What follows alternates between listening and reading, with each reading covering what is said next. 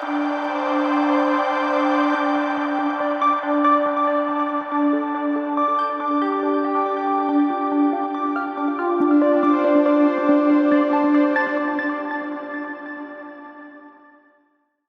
The Lord. സ്വർഗീയ സന്ദേശം എന്ന പ്രോഗ്രാമിലേക്ക് എല്ലാവർക്കും സ്വാഗതം. പ്രിയ ദൈവമക്കളെ, ഇന്നത്തെ എപ്പിസോഡിൽ ഞാൻ നിങ്ങളുമായി പങ്കുവയ്ക്കുന്ന വിഷയം വാഗ്ദത്തം തുറക്കാൻ മൗനം പാലിക്കുക. ലൂക്കോസ് സുവിശേഷം 9-ാം അധ്യായം 36-ാമത്തെ വാക്യം. ആ വാക്യം ഇങ്ങനെയാണ്: അവർ കണ്ടതൊന്നും ആ നാളുകൾ ആരോടും അറിയിക്കാതെ മൗനമായിരുന്നു.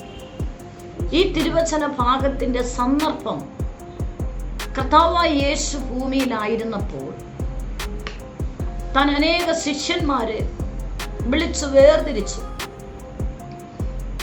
പ്രധാനമായി തന്നോടുകൂടെ സഞ്ചരിക്കുവാൻ 12 പേരെ തിരഞ്ഞെടുത്തു. അതിൽ തൻ്റെ പ്രിയ സ്നേഹിതരായി 3 പേരെ കൂടെ പ്രത്യേകമായ സ്നേഹിതരായിട്ട് തിരഞ്ഞെടുത്തു ആക്കി വയ്ക്കാനിടയായി. പ്രധാനമായിട്ടും പത്രോസ്, യാക്കോബ്, യോഹന്നാൻ. ചില സന്ദർഭങ്ങളിൽ യേശു കടന്നു പോകുന്ന ഇടത്ത് ഈ പ്രധാനപ്പെട്ട 3 ശിഷ്യന്മാരെ മാത്രം യേശു കൊണ്ടുപോകുന്നത് നമുക്ക് കാണാൻ കഴിയും. ഇവിടെ യേശു ഈ മലയിൽ പ്രാർത്ഥിക്കാൻ കയറിപ്പോകുമ്പോൾ ഈ പ്രധാനമായി താൻ പ്രിയപ്പെട്ട 3 ശിഷ്യന്മാരെയും അവരോടൊപ്പം യേശുവിനോടുകൂടെ കൊണ്ടുപോവുകയാണ്.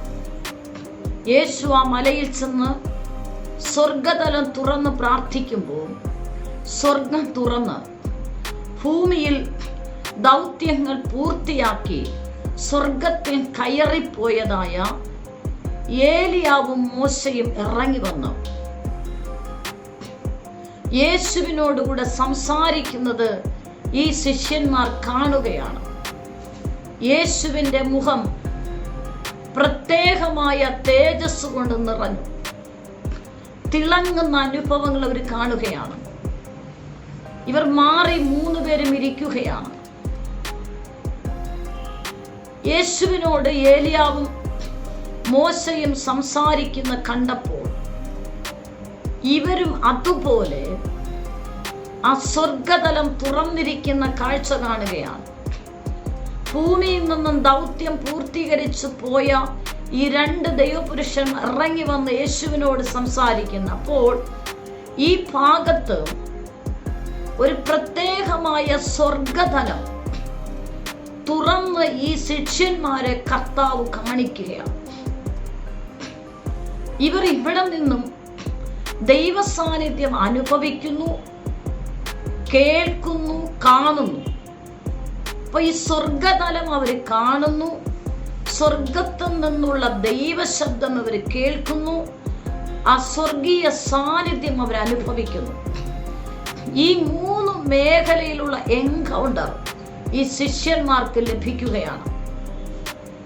ഇവർ ഇത് കണ്ടിട്ട് ശിഷ്യന്മാർ പറഞ്ഞു, ഗുരു, 3 കുടിൽ ഞങ്ങൾ ഇവിടെ ഉണ്ടാക്കാം. ഒന്ന് യേശുവിനും, ഒന്ന് ഏലിയാവിനും, ഒന്ന് മോശയ്ക്കും. കാരണം ദൈവ സാന്നിധ്യത്തിൽ ഇരിക്കുന്നവൻ ഒരിക്കലും ആ സാന്നിധ്യം വിട്ട് ഒരിക്കലും പിന്നെ മാറിപ്പോകാൻ ആഗ്രഹിക്കത്തില്ല. ആ സമയത്ത് പെട്ടെന്നൊരു മേഘം വന്ന് മൂടുകയും ഇവർ പിന്നെ കാണുന്ന കാഴ്ച ഇങ്ങനെയാണ്: യേശു തനിയെ നിൽക്കുന്നു. ആ സമയത്തൊരു ശബ്ദം സ്വർഗത്തിൽ നിന്ന് അവർ കേൾക്കുകയാണ്: ഇവൻ എൻ്റെ പ്രിയപുത്രൻ, ഇവനിൽ നിങ്ങൾ ചെവി കൊടുപ്പൻ. ഈ ശബ്ദം കർത്താവായ യേശു യോഹന്നാന്റെ കൈക്കീഴിൽ യോർദാനിൽ സ്നാനപ്പെട്ട് കയറുമ്പോൾ സ്വർഗം തുറന്നു. അന്ന് സ്വർഗം തുറന്നത് നിൽക്കുന്ന സകലരും കാണാനിടയായി. സ്വർഗം തുറന്നു, പരിശുദ്ധാത്മാവ് പ്രാവെന്ന പോലെ ഇറങ്ങി വന്നു. ആ സമയത്ത് സ്വർഗത്തിൽ നിന്നൊരു ശബ്ദം, ഇതേ ശബ്ദം അവിടെ കേട്ടു: ഇവൻ എൻ്റെ പ്രിയപുത്രൻ, ഇവനിൽ നിങ്ങൾ ചെവി കൊടുപ്പൻ. അതേ ദൈവശബ്ദം പ്രത്യേകമായി സ്വർഗതലം തുറന്ന് അനുഭവിക്കുവാൻ ഒന്നുകൂടെ ഒരു എൻകൗണ്ടറിലേക്ക് കൊണ്ടുപോകുന്ന അതേ ഒരു മേഖലയാണ് ഈ സംഭവത്തിൽ കാണാൻ കഴിയുന്നത്.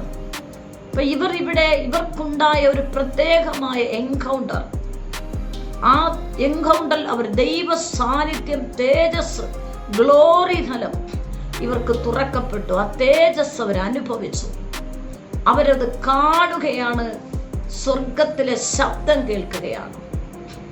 ഇത് കഴിഞ്ഞവർ പുറത്തു വരുമ്പോൾ ഈ ശിഷ്യന്മാർ 3 പേരും, അതാണ് നമ്മൾ കുറിവാക്യമായി വായിച്ചത്, അവർ കണ്ടതൊന്നും ആ നാളുകളിൽ ആരോടും അറിയിക്കാതെ മൗനമായിരുന്നു.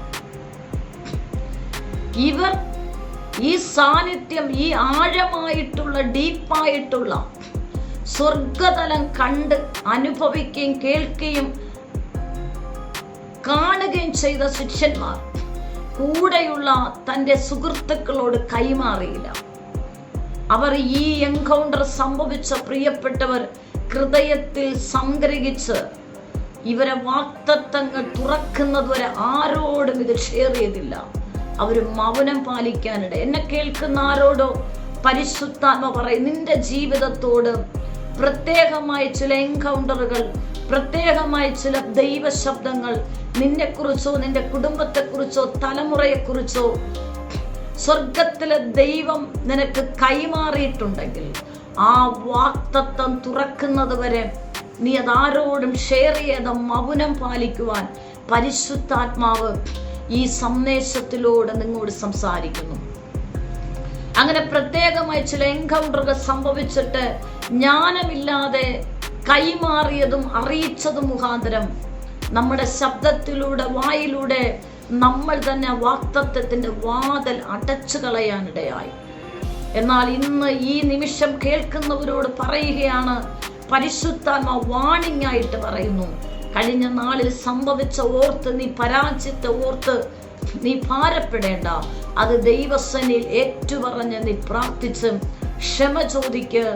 നിന്നോടുള്ള വാഗ്ദത്തങ്ങൾ വീണ്ടും സ്വർഗത്തിലെ ദൈവത്തിന്റെ പരിശുദ്ധാത്മ ഒന്നുകൂടെ റിപ്പീറ്റ് ചെയ്ത് നിന്നെ കാണിച്ച് വെളിപ്പെടുത്തിയ ആ സാന്നിധ്യം നിന്റെ ജീവിതത്തിൽ വീണ്ടും റിപ്പീറ്റ് ചെയ്ത് നിന്നിലേക്ക് ഇറങ്ങി വരികയും ആ മേഖലയിൽ നിന്റെ വാഗ്ദത്തം തുറക്കുന്നത് വരെ നീ ദൈവജ്ഞാനത്തിൽ ചില മൗനതകൾ പാലിക്കണം. ഇതിൽ നിന്നും പ്രധാനമായിട്ട് പരിശുദ്ധാത്മാവ് നമുക്ക് തരുന്ന സന്ദേശം, ചില മേഖലകളിൽ വാതിലുകൾ തുറക്കുവാൻ നീ മൗനം പാലിക്കണം. പരിശുദ്ധാത്മ ചില നിർദ്ദേശങ്ങൾ തരുമ്പോൾ അതനുസരിക്കണം. മൗനം പാലിക്കേണ്ട ചില വിഷയങ്ങൾ, വീട്ടിനകത്തുള്ള വിഷയങ്ങൾ, വ്യക്തിപരമായ വിഷയങ്ങൾ, കുടുംബത്തിനകത്തുള്ള വിഷയങ്ങൾ, തലമുറകളുമായി ബന്ധപ്പെട്ട വിഷയങ്ങൾ, മൗനം പാലിക്കേണ്ട മേഖലയിൽ നീ മൗനം പാലിച്ചില്ലെങ്കിൽ നിന്നിലൂടെ ചോരപ്പെടുന്നതായ ചോർച്ച വന്നു കഴിഞ്ഞാൽ നീയായിട്ട് ആ ഭവനത്തിലുള്ള നന്മകൾക്ക് നിന്റെ വാക്കിലൂടെ വന്നതായ അശ്രദ്ധ മുഖാന്തരം തുറക്കപ്പെടേണ്ട വാതിലുകൾ അടഞ്ഞു പോകാനിടയാകും. എന്നാൽ ചില സന്ദർഭത്തിൽ നിങ്ങൾ മൗനം പാലിക്കും പ്രിയപ്പെട്ടവരെ. അങ്ങനെയുള്ള ചില ചോർച്ചകൾ വന്നെങ്കിൽ പരിശുദ്ധാത്മ പറയുന്നു, നീ ദൈവസനെ ക്ഷമ ചോദിച്ച് പ്രാർത്ഥിക്കും. പരിശുദ്ധ കർത്താവേ, എൻ്റെ ജീവിതത്തിൽ കഴിഞ്ഞ നാളിൽ ചില മേഖലകളിൽ, കുടുംബ വിഷയത്തിൽ, വ്യക്തിപരമായ വിഷയത്തിൽ, തലമുറയുടെ വിഷയത്തിൽ, എന്നോട് ദൈവം കൈമാറിയ ചില ദൂതുമായിട്ടുള്ള വിഷയത്തിൽ ഞാൻ മൗനം പാലിക്കേണ്ട സ്ഥാനത്ത് എന്നിൽ നിന്നും അത് ഒഴുകിപ്പോകാനിടയായി, ചോർച്ച വരാനിടയായി, എന്നോട് ക്ഷമിക്കണമേ എന്ന് ക്ഷമ ചോദിച്ച് പ്രാർത്ഥിക്കും. ഇന്നത്തെ വിഷയത്തിൽ വാഗ്ദത്തം തുറക്കുവാൻ മൗനം പാലിക്കണം. ചില സന്ദർഭത്തിൽ പരിശുദ്ധാത്മ നമ്മോട് നിർദ്ദേശിക്കും, ഈ മേഖലയിൽ നീ മൗനം പാലിക്കുക, ഈ വിഷയത്തിൽ നീ മിണ്ടാതിരിക്കുക. മിണ്ടാതിരുന്ന് ദൈവമെന്ന് അറിഞ്ഞുകൊള്ളുക. എല്ലാ മേഖലയിലുമല്ല, ദൈവാത്മാവ് കർശനമായി ചില മേഖലയിൽ നമ്മോട് പറയും, നീ ഇവിടെ മൗനം പാലിക്കുക, നീ ഇതിലൊന്നും സംസാരിക്കരുത്.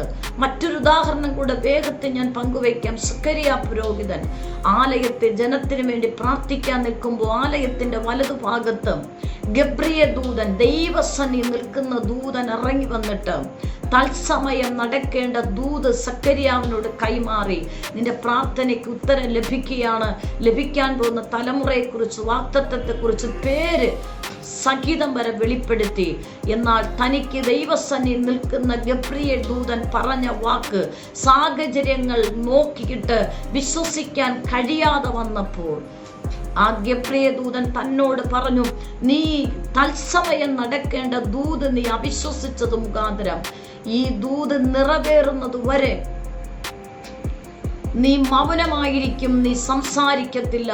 ദൂത് നിറവേറി മകന്റെ പേര് വെളിപ്പെട്ട് കഴിയുമ്പോൾ, പേര് പ്രഖ്യാപിച്ചു കഴിയുമ്പോൾ നീ നാവെടുത്ത് സംസാരിക്കുക. അതിനർത്ഥം എന്തെന്നറിയാമോ?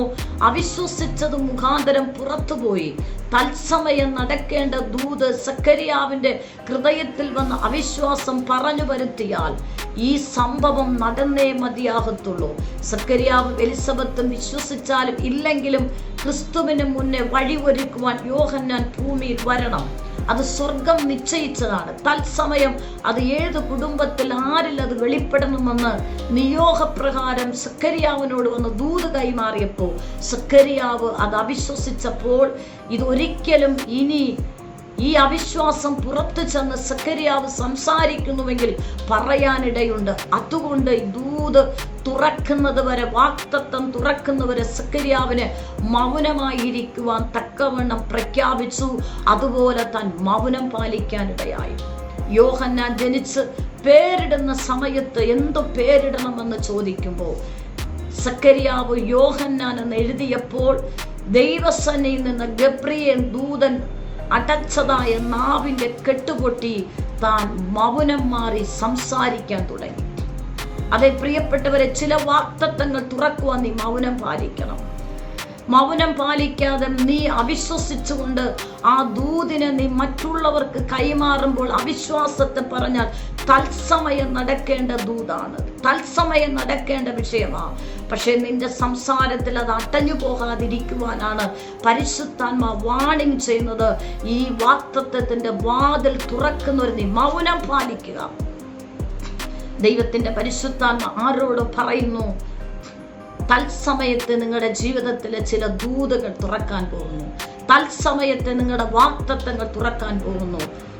നിന്നെ കേൾപ്പിച്ച ദൂതുകൾ നീ ഹൃദയത്തിൽ സംഗ്രഹിച്ച് മൗനം പാലിച്ച് ക്ഷമയോടുകൂടെ താഴ്മയോടുകൂടെ നീ കാത്തിരുന്നത് പ്രാർത്ഥിക്ക്. പരിശുദ്ധാത്മ തത്സമയം ആ ദൂത് നിന്റെ ജീവിതത്തിൽ വാക്തത്വം തുറന്നു തരും.